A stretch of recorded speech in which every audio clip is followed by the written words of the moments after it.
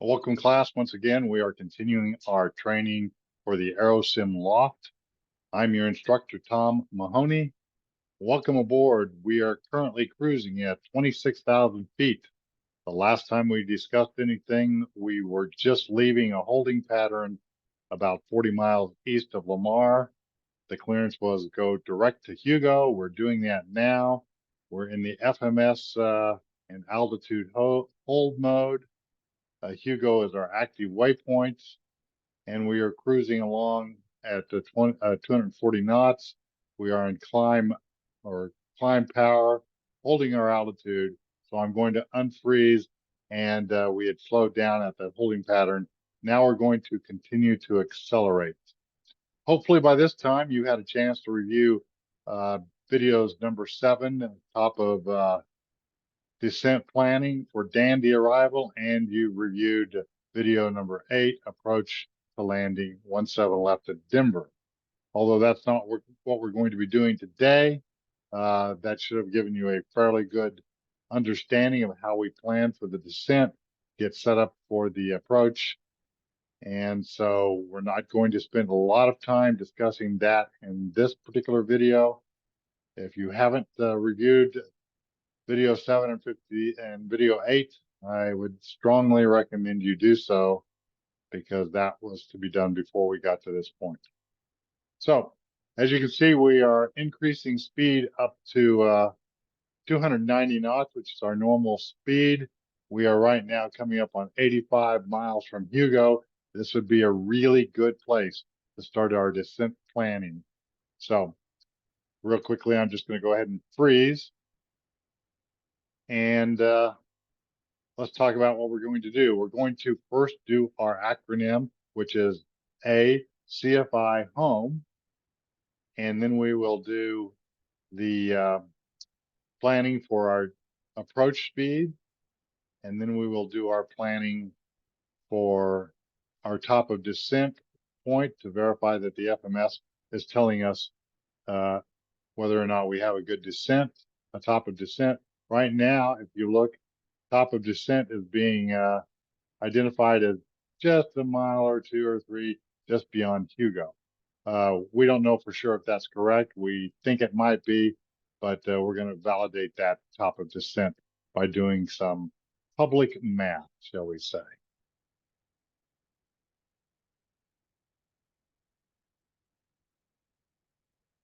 Let's get rid of that. All right. So we'll do that top of descent planning calculation.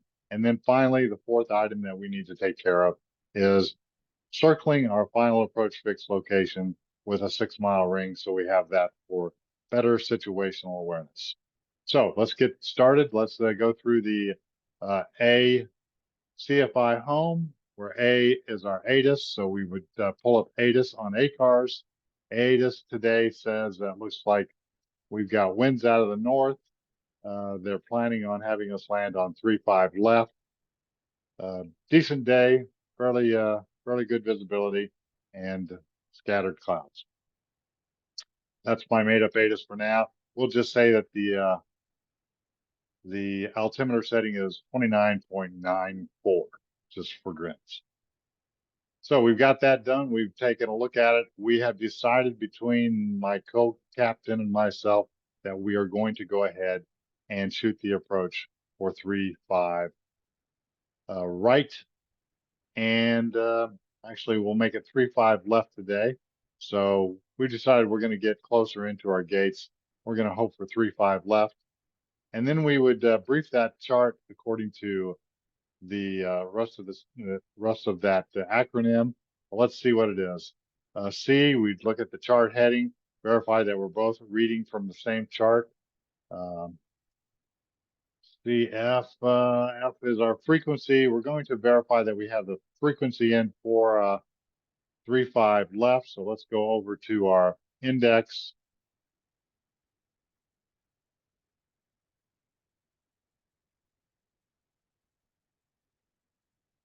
Page, index page is up now, and we're going to go to our database, KDEN, select that. It's now have our localizer button options here. We're looking for 3-5 left. It looks like the identifier is IAQD. We've checked that against the chart. That is correct along with this frequency, 3-5 left. I'm going to go ahead and select that down into my scratch pad. I'm going to go to my radio page. I'm going to place the identifier up in to my L3, puts it in the nav, gives me the frequency. I'm going to take it down to my scratch pad. I'm going to place it over into nav 2, just so my co-captain has the frequency ready. And then we would set our minimums. Let's see, we have our frequency inbound course. Let's do our inbound course first. And let's go back to the legs page. I can see I'm in FMS 1. I would like to set my inbound course to a localizer. I'm in FMS mode, so I'm going to switch FMS mode over to the first officer side by transferring it. Now you can see it's shifted over to the first officer side. Now I can change my source. And in this case, we'll go to LOC. There it is, LOC. And my inbound course is let's say 353. So we will select my course of 353.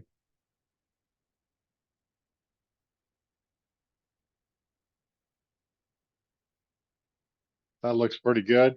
I've got the course in there, localizer. I can shift back to my previous nav source, which is FMS. I've done my course. So I've done my chart heading, I've done my frequency, and I've done my inbound course. And now I would like to look over the heights and the other various parts of the acronym, which also include setting my DH up here. So I'll go to my DH button. I'll make sure it's on DH, and I will increase the DH to 200 feet. And as you can see, it reads right out up here at 200 feet. I've got that set.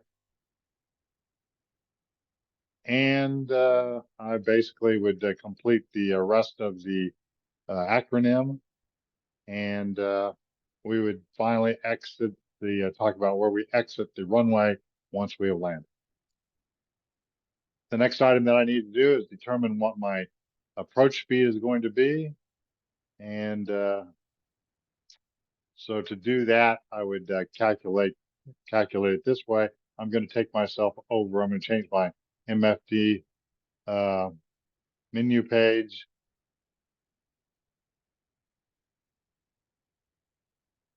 to pretend that I'm the pilot monitoring just for a second so I can show you where this is at. Okay, now I can see what my landing fuel is estimated to be, and I can write that down. I can go to my performance and init and write down my zero fuel weight, and I've written that down. So now I have a total weight on the aircraft for landing, and I would go to my flip cards, review the flip cards, pick out my VREF speed, and then I'm going to go ahead and add a buffer to my VREF speed to obtain a VT speed. And today I've done that. So let's go back to the legs page. Let's go back actually to the menu and change back to the VNAV so that I have my regular VNAV for the pilot who is flying. In my instructions here, I've already told you what you can expect for a speed. Somewhere in here, let's see.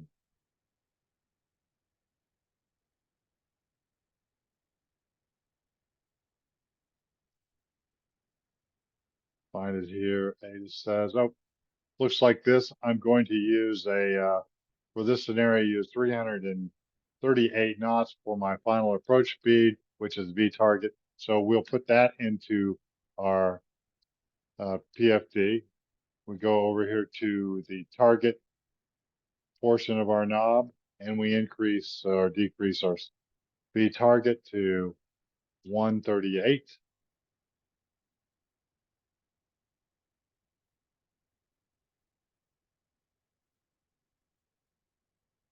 Okay, and select. That's in there now. Now let's determine our crossing altitude. We know we needed to cross Quell at, let's see, let's make sure it's Quell. Actually, let's go to that. Yep, it's Quell at 250 knots, 17,000 feet. We're currently cruising along here at 26,000 feet. Let's make sure our math is correct here the way we did it.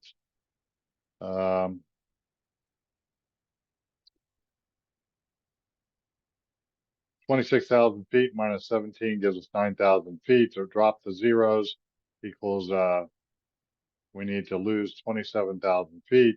9 times 3 for our 3 to 1 or 1 to 3 descent rate gives us 27 miles. We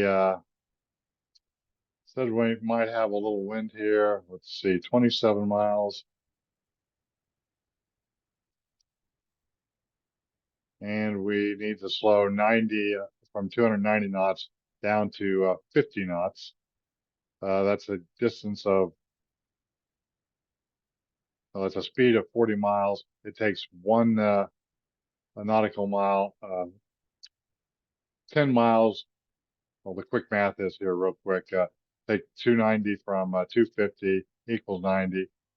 10 miles, divide that by 10 miles, gives us 4 nautical miles. We need to add to our mileage of 27. So 27, that should be 31 nautical miles if I did my public math correct. So at that point in time, I'm going to unfreeze and get ourselves headed that direction.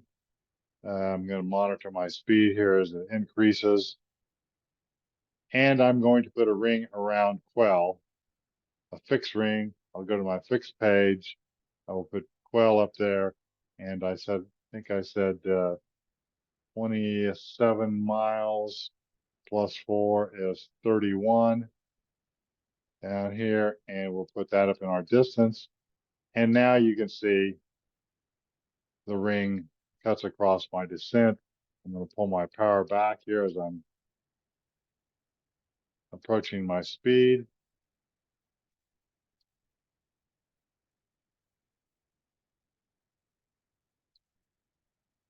Should get there. Let's get rid of the trend line.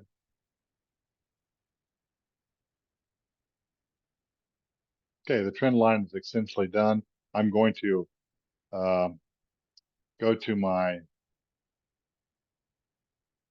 plan view, north up, decrease the look on it, and I'm zooming in, and I can see my top of descent calculated by the FMS is just beyond Hugo.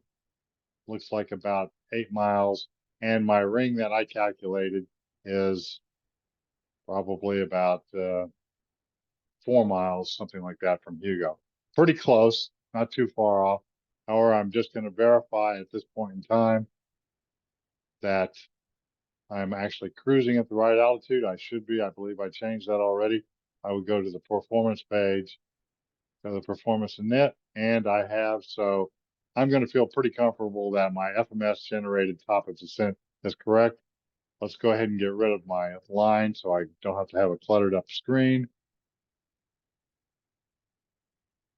And I can do that by simply going to the fixed page and selecting delete into the scratch pad, bring it up over the top of L1, and my line goes away. So now I'm relying on top of descent. The other thing I can do at this point in time is let's go to my legs page once again. Let's come down here and go to the next page to where I believe the final approach fix will be. I think it's Diamond. I'm just going to go to the next page, verify. It looks like it's about 6 miles from the end of the runway.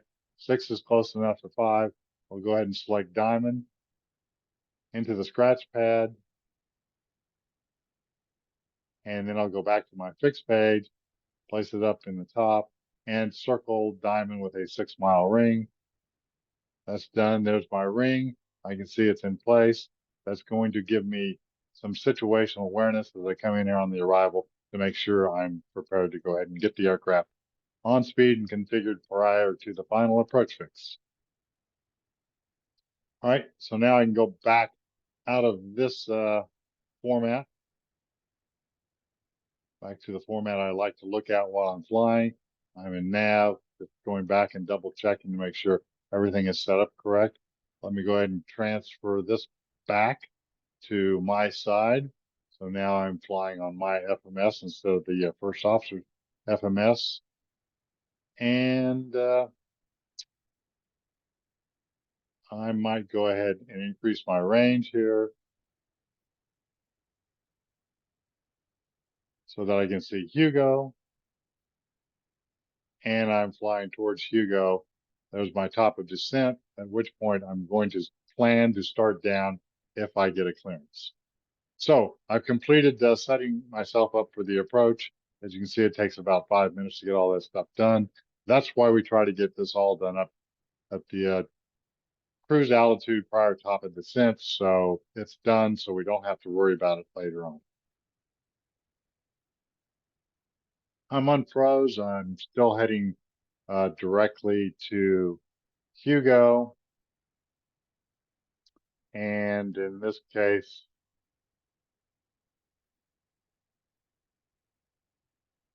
we'll drop on down here to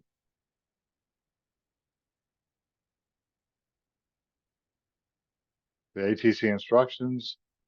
And I'm about, let's see how far I am from Hugo.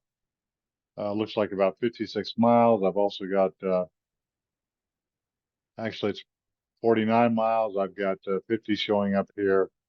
Now it's 49. So I'm about 50 miles from Hugo, and I get the instructions from ATC that says Midwest 123, cross Quell at 17,250 knots. I go back to my leg page. I verify that it's in there. I've completed my top of descent calculations. I'm accepting right now what the FMS has provided me for that crossing, and I've validated it. When crossing Quell and on speed, you receive the following clearance.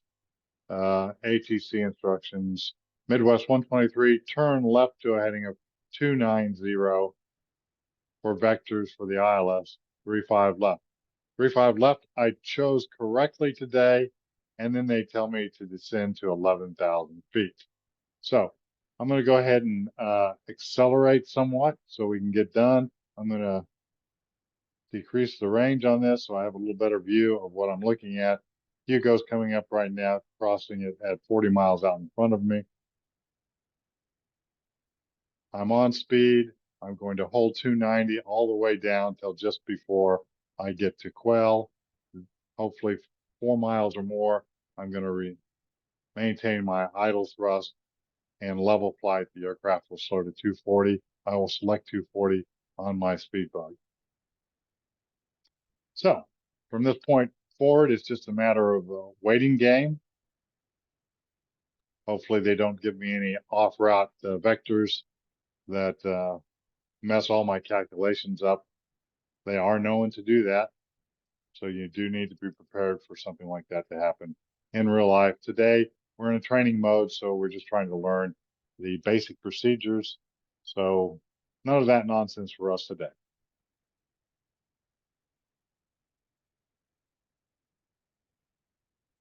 We're approaching Hugo.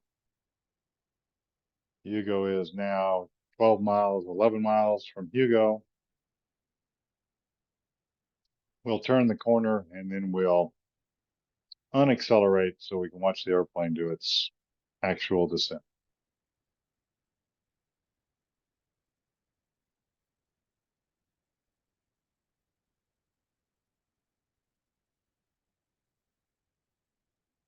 It's starting to make its turn at Hugo.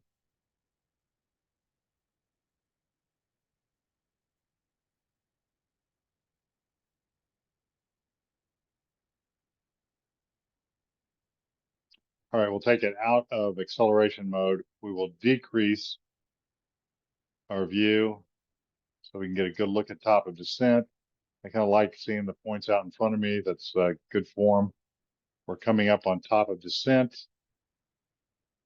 and they have cleared us to descend to 17,000 feet. So let's go ahead and lower our altitude to 17.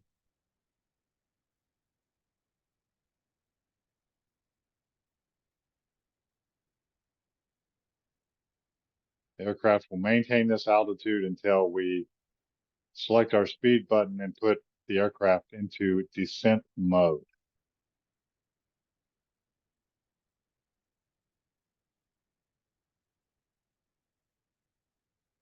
I can look up here and I can see top of descent just went away because we just crossed it. I'm going to go ahead and select descent mode, and it's captured a speed of 289. So we're going to change it to 290, and we're going to pull our thrust levers back to idle. Since we are in descent mode, the aircraft will maintain 290 knots by adjusting pitch. And since we're in idle, we're going to be doing our 1 to 3 descent rates. We can take a look at as soon as the aircraft settles down, we can see that the magenta arc here is settling down, and it's a little farther out than 4 miles, which is a good thing. Gives us plenty of time to slow prior to getting to quell. I see my heading bug is off to the side. I'm going to center it.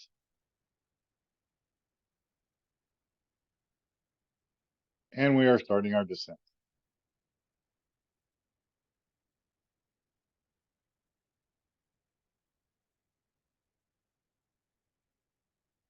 Not a lot to do at this stage of the game. Just make sure you're aware that you will eventually have to add power before we cross quell because we'll have slowed down to 250 knots.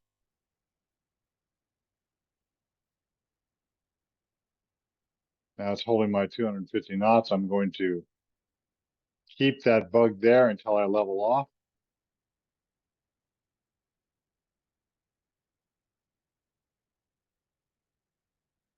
And as soon as my altitude is captured at 17,000 feet, I'll start slowing to 250 knots by changing the location of the speed bug.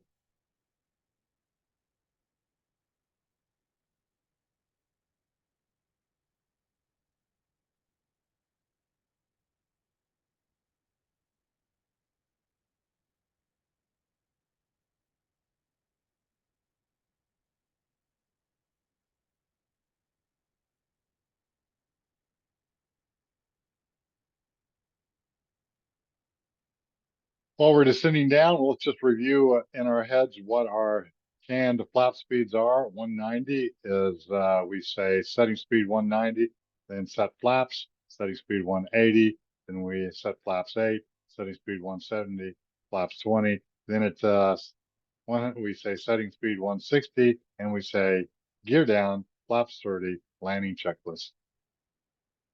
This is all within that 6-mile ring around the final approach fix.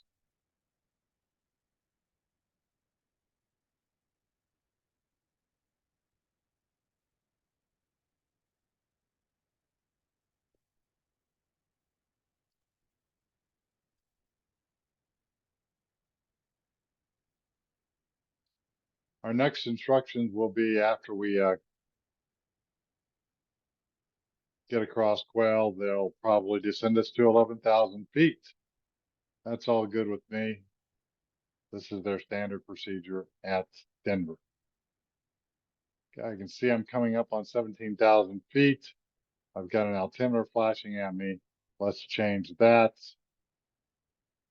At this point in time, we said we were going to pretend it was 2994. Let's set our speed down to 250. On the speed bug, we're doing that as the aircraft slows and we get close to 250 knots. We're double checking here. I'm just going to reduce my range. Looks like I'm good. I'm going to cross quell at 250 knots. And then we are going to add a little bit of power here to hold our 250 knots.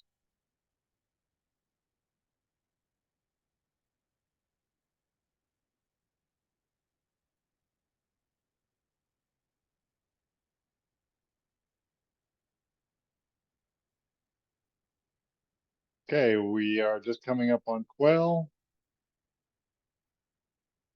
1 mile away. And at Quell,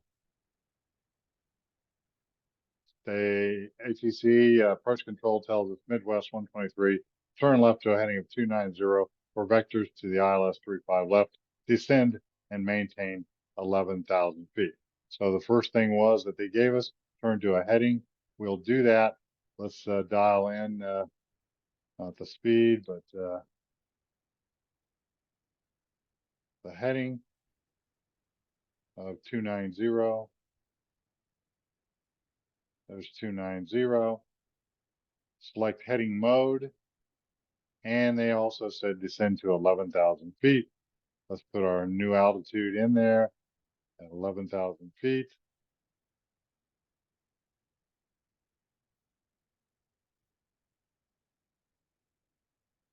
We're doing pretty close to 250. Let's select our descent mode. It says 253. I will change that back to that. And then I will do another idle descent. The aircraft will hold 250 knots in our heading. Looks good. And we've complied with that last clearance.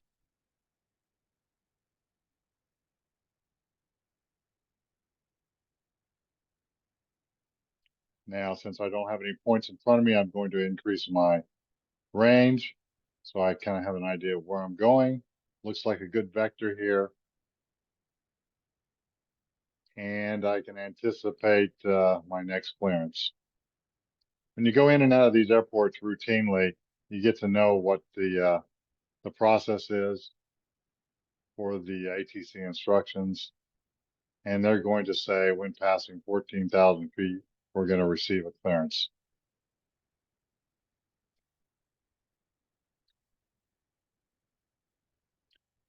I'm going to decrease my range. I'm starting to see some points up there. This helps declutter the screen just a bit.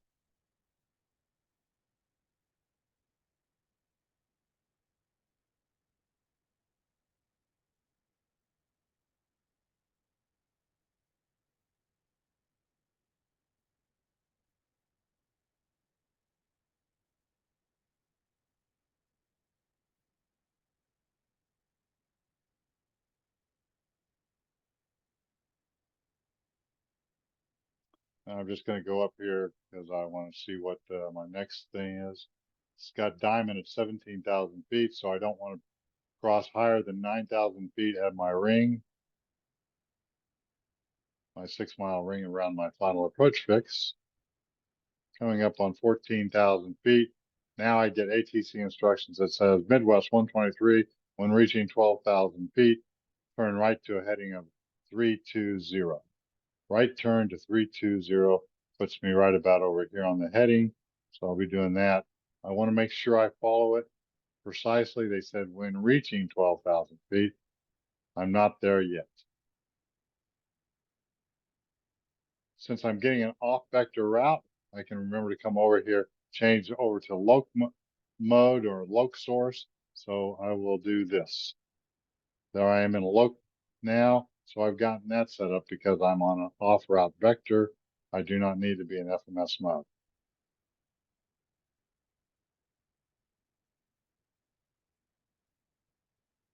These controllers are really good today. They know exactly what I'm looking for, and I know exactly what they're going to give me ahead of time.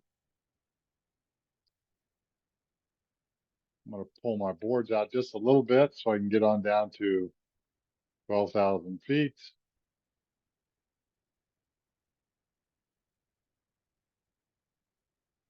Okay, now coming up on 12,000 feet.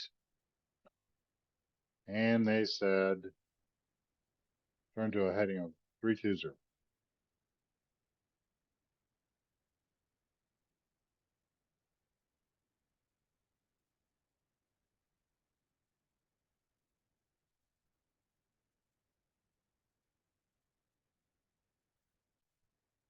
Once I'm on that heading, they've said descend and maintain 11,000 feet. We're doing that. Now they've said, now the new instructions are slow to 210 and descend to 7,000 feet till established on the localizer. Cleared for the approach. So first thing I'm going to do is I'm going to go ahead and set a new altitude. So I'm going to slow down first at 11,000 feet, going to 210.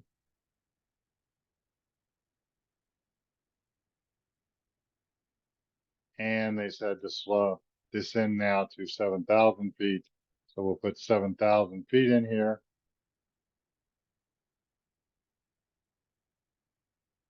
And because its altitude is captured, I will select descent mode and continue to slow the aircraft down using descent mode to 210 and idle thrust.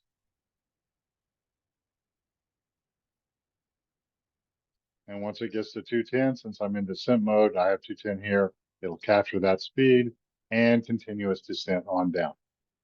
7,000 feet. I'm going to go ahead and pull the boards out. And they said intercept the localizer. So we will go back into nav mode. I'm going to decrease my range. And the clearance was descend, maintain 7,000 till established on the localizer.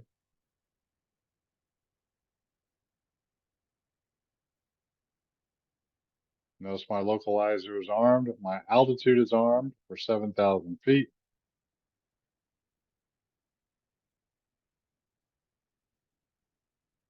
I've now got to 9,000 feet, which was my altitude limit on my ring. I'm good for that. Flight spoilers are turned off, and I'm established and also cleared for the approach. So now glide slope comes up and is armed. I center my heading bug because I'm not using it right now. I'm back in loc mode and coming up on 8,000 feet, trying to get down. Oh, I'd like to be at 7,000 feet by diamond, under 9,000 feet at this ring, and cleared for the approach. I'm going to go ahead and slow my speed back to 200 because I'm cleared for the approach.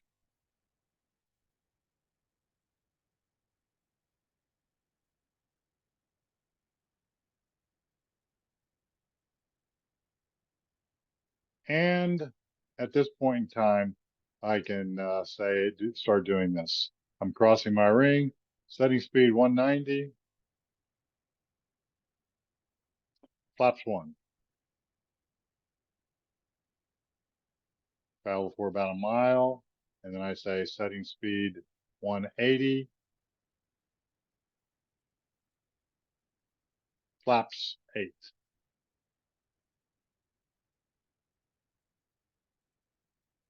And setting speed 170, flaps 20. And at this point in time, I'm going to say setting speed 160, landing gear down, flaps 30, before landing checklist. I'm going to add some power here.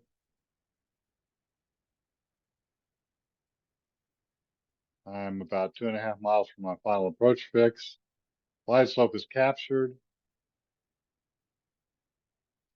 And now setting speed V target. As you can see, I've got my little T there now. And flaps 40. Driving onto Diamond, they tell me to contact Tower at Diamond. So I'm close enough. I contact Tower. Tower says, Midwest 123, you are cleared to land. So I'm fully configured. I'm on speed. I'm going to add my thrust lever back in there to hold that speed. Glide slope is right here. I've intercepted it, and we're going to start down right now. Diamond at 7,000 feet. I pull the power back. I don't want to pull it too far back. I want to maintain my approach speed.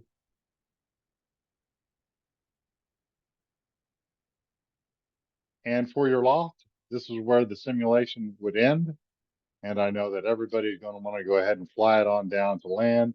Since you don't have flight controls, you're going to be required in your simulation to maintain autopilot engaged all the way down to the runway. We'll just pretend we're going to do an auto land today.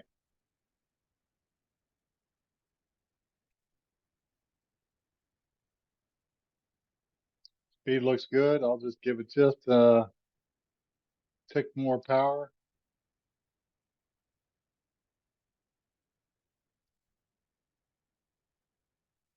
A little too much power, so we'll bring it back.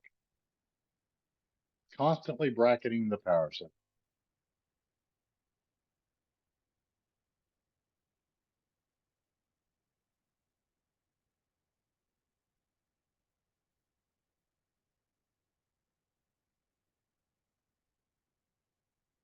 We've run our landing checklist that verifies we have the landing gear down. We've got flaps 45 and the spoilers are in the 0 position where they belong.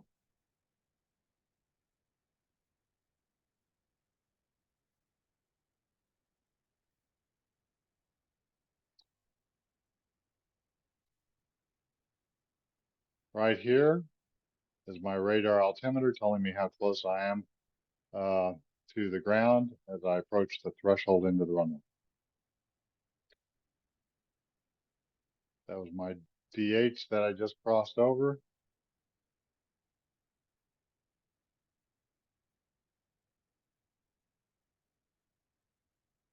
I'm now on the ground. Retard my throttles. Back to idle. And of course, if I had the capability, I would bring in the reverse thrust at this point in time. But this is an Aerosim iPad simulation, so we do not have that option.